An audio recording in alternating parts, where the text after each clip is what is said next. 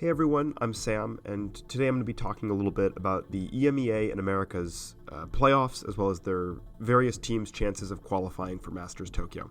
There's going to be some spoilers ahead for what's already happened in the Pacific region, so if you haven't already seen those matches and you plan to, you might want to come back to this video a little bit later. So let's just take a look at a graphic generated using the Valorant model that I've created. For the probabilities that various teams make it to Masters Tokyo. So for those of you who don't know, I'll have a card for the model if you want to go look at that. But generally, teams have some sort of ELO rating based on how they've done in various games against other teams.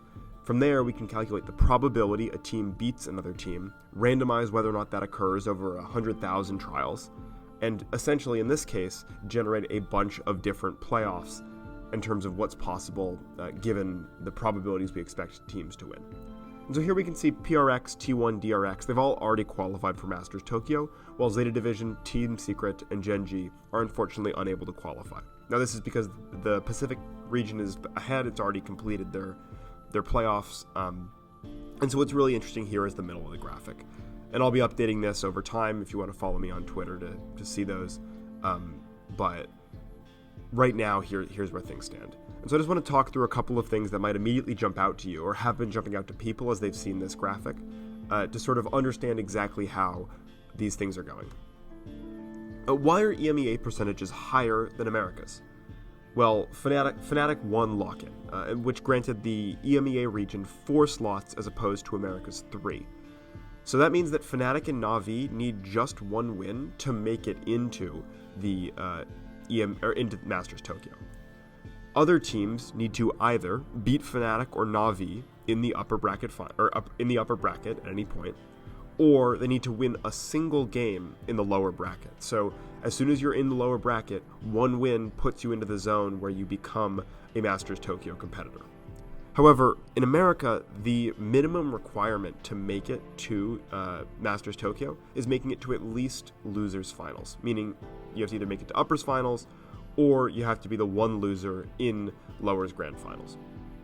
And what this means, what this means is that instead of 4 out of 6 slots, you have 3 out of 6 slots. And so we'd expect that each European team is more likely to have a chance of making it to Masters Tokyo than the American teams. Another thing you might notice is that NRG seems to be really favored. The 68% chance is the highest, I believe, of any team that's not granted a first round bye or an EMEA because of their inherent advantage. NRG has won a lot of maps lately. Some of them have been against top teams, and in fact, the model favors NRG over Loud in a head-to-head matchup, given how recent games have been going. And this might seem surprising, given that, Loud have gone 8-1, NRG are 6-3, but the teams that NRG has been beating and the number of maps they've been beating them in indicate to the ELO model that they have a better chance of beating Loud than Loud does of beating them. However, they still have to play that initial first round game, and when it comes to probabilities, having to make multiple victories in a probabilistic setting makes it so that they inherently have a lower percentage chance of making it through to Masters Tokyo. The model still thinks it's pretty likely, but it's certainly not guaranteed. Here's the bracket just to sort of illustrate what I'm talking about. NRG is projected to, we'll go into in a minute, around a 72% chance of beating Evil Geniuses. And you can disagree with that number all you want. The probabilistic model might not yet have enough data to fully appreciate how much better NRG might be than Evil Geniuses, or potentially the other way around.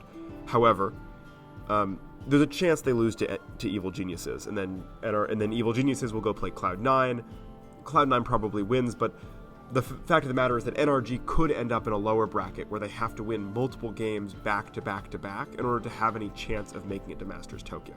So, because of that, Loud, again, despite having a lower general ELO rating according to the model, are more favored when it comes to actually making it into that upper finals, and thus, most likely, into the Masters Tokyo.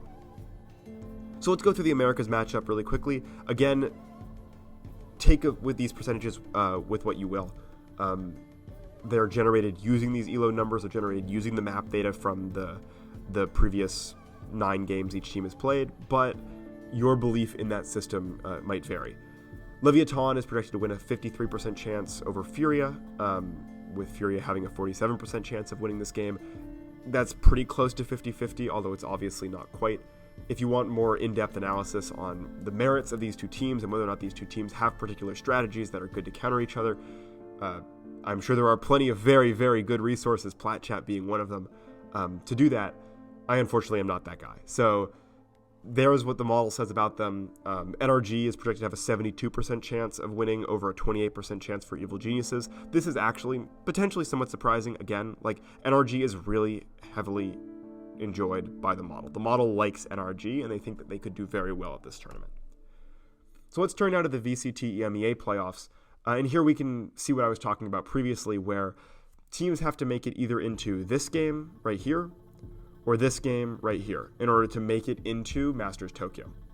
What this means is that, again, FNATIC or Na'Vi need to win one game, period, to make it to the finals, and the other two teams either need to win twice in a row or need to win once after they lose in order to make it into the Masters Tokyo division.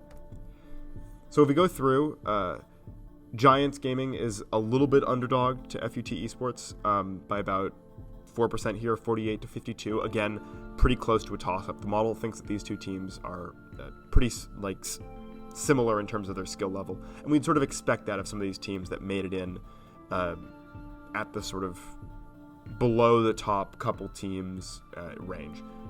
So the teams that these teams would have massive percentage chances of beating in one of these series are not here. They've already been sent home. And then Liquid have a 60% chance of beating Team Vitality. This, again, somewhat, like, that's a pretty hefty difference. Liquid have had clearly more round wins that have impressed the model than Team Vitality. So here's what the model says. I'll post more of these as sort of games continue, but there's sort of a general overview.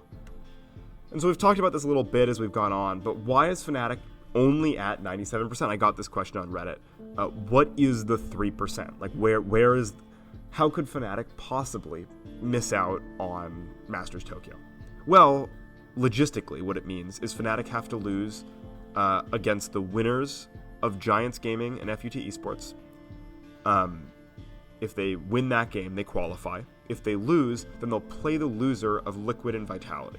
And let's just say the model is quote-unquote right. Let's say that the more likely outcome happened and Team Vitality lose to Team Liquid. From there, if they beat Team Vitality, then they've qualified. And if they lose to Team Vitality, they're eliminated.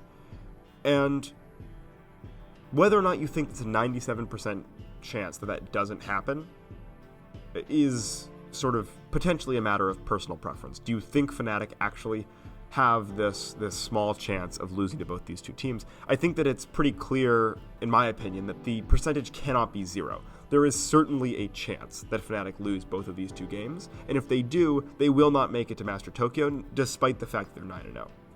However, they're 9-0.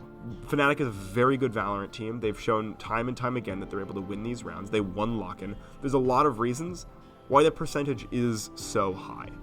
So, with all that in mind, I think it's just worth clarifying. The model might be underrating the chances that FNATIC has in each of these two games. It might be overrating the chance that FNATIC has in each of these two ratings. But, for one, it's not making any sort of concrete conclusion about what those 3% are. It's not saying 3% of the time FNATIC lose to specifically Giants Gaming and then beat specifically Team Liquid, or lose specifically to Team Liquid. It's simply saying that 3% of the time, when you randomize these results based on the percentage chance they believe that FNATIC has to win both of those two games, they won't be making it through to Masters Tokyo. So thanks for watching. Subscribe. No pressure, obviously. I'm just doing this for fun, but it does make me happy to see that people are liking the content. So if you could, leave a like, leave a subscription, make my day. Thanks for all the support, especially given how new this sort of YouTube quote-unquote project is. I'm having a lot of fun making them, and again, it means a lot when people even just view my videos. And perhaps most importantly, if you have any comments or questions, please leave them in the comments. I'll respond to them. I'll make videos answering them. having ideas for what people want to see is kind of the most critical piece of this whole thing. I don't know what everyone wants to watch videos about, and so I want to answer the questions that you have. So thanks. I hope you guys have a great day and have fun watching VCT tomorrow. I'm pretty excited.